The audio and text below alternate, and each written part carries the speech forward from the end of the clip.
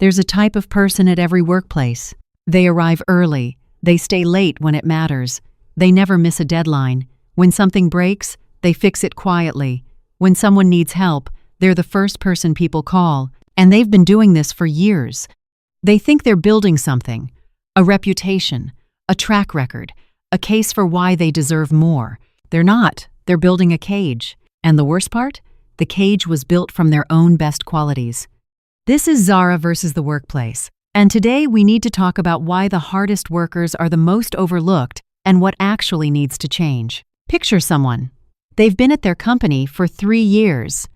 In those 3 years, they have delivered, consistently, quietly, without complaint. Their manager trusts them completely.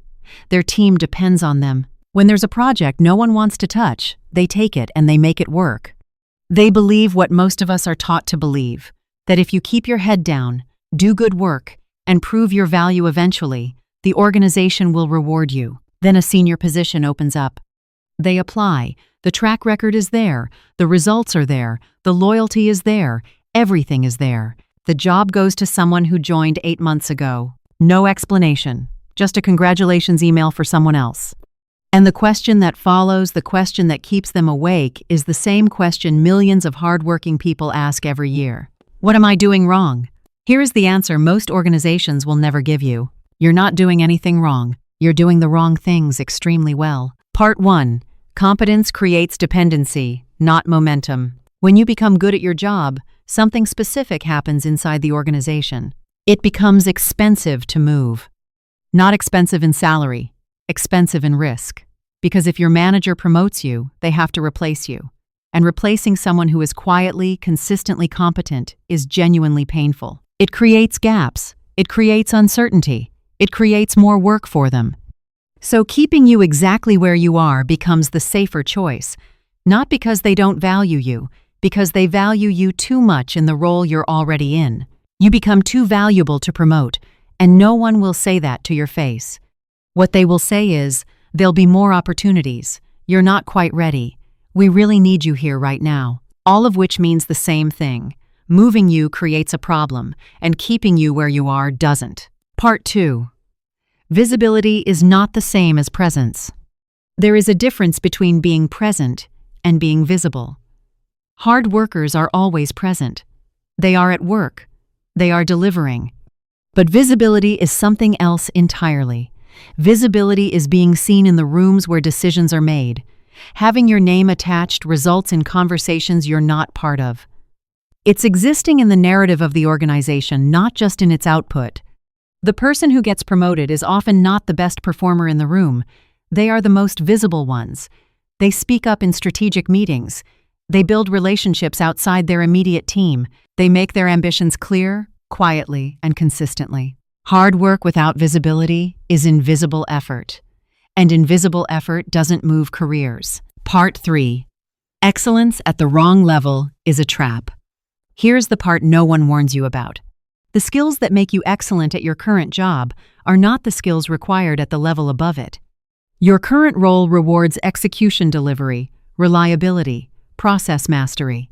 The level above requires something different: strategy, managing ambiguity, delegation, influence. Organizations don't train you for that. They assume you'll demonstrate it before you're promoted, but they won't promote you until you demonstrate it. So the gap never closes, not because you're incapable, but because you've been spending all your time getting better at the wrong level. You optimize for the job you have instead of preparing for the job you want. And by the time you realize it, years have passed. Part 4.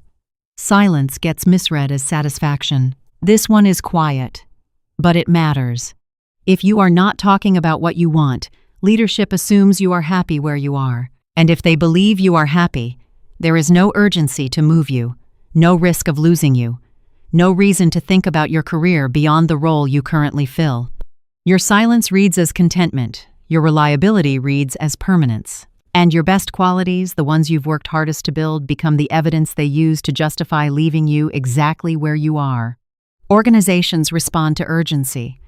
If you create none, you become easy to overlook. There's one more layer to this, and it's the one that makes it hardest to escape. The longer you stay in a role, the more the organization decides who you are. Not formally, not in writing, but in the way people talk about you in meetings you're not in. You become the person who handles that thing, the one who owns that process, the expert in that specific area. And once that label sticks, it becomes the only thing people can imagine you doing. Being the go-to person feels like recognition, and at first it is, but go-to eventually can't do anything else. Tenure gets treated as confirmation of the label, not as evidence of someone who's ready for more.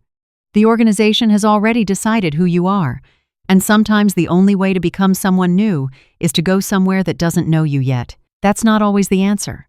But it explains why so many people leave good companies, not because the company was bad, but because the company had already made up its mind. So what does this mean practically? It means competence is not a strategy, it's a baseline. Competence gets you in the room. It gets you respect. It gets you stability. But it does not get you movement. And most people never realize that. They just keep getting better at what they already do and wonder why nothing changes. The people who move forward are not always the best performers. They are the ones who made their work visible, who built relationships outside their immediate team, who made their goals known clearly, calmly, without apology, who were willing to become slightly less excellent at their current role in order to start learning the next one. Not by slacking, by reallocating, by deliberately putting time into the things that prepare them for what's above them, not just what's in front of them. The strategy is not to stop being good at your job. The strategy is to stop letting that be the only thing you're doing. 3 things that change the picture. First, attach your name to your output. Don't let your results disappear into the team. Make sure the people 2 levels above you know what you've delivered and that it came from you. Second, say what you want out loud, in a one-on-one, in a review, in a direct conversation with your manager.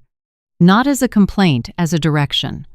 I want to grow into X. What would I need to demonstrate to be considered? That one question creates accountability, where silence created none. Third, get into the rooms where decisions happen. Volunteer for cross-functional projects. Ask to present your own work instead of having your manager present it for you. Build relationships with people who don't already know what you do. None of this requires becoming someone you're not. It requires making sure the right people can see who you already are. The trap isn't that you're bad at your job. The trap is that you're excellent at a job that doesn't lead anywhere, and you've been told implicitly that excellence is enough. That if you keep delivering, the organization will take care of the rest. It won't. It never was going to. Not because the people in it are cruel, but because organizations are not designed to track your potential. They're designed to fill their needs. And if you are perfectly filling a need right where you are, they have no structural reason to move you. The comfort of being good at something is real, but comfort and progress are not the same thing. And most people choose comfort without realizing they're choosing it. They think they're building a career. What they're actually building is a very comfortable place to stay still. Now you know the difference. If this gave you something to think about, share it with someone who needs to hear it. Subscribe if you want to keep seeing the things most workplaces will never tell you. I'm Zara, and this is Zara versus the Workplace.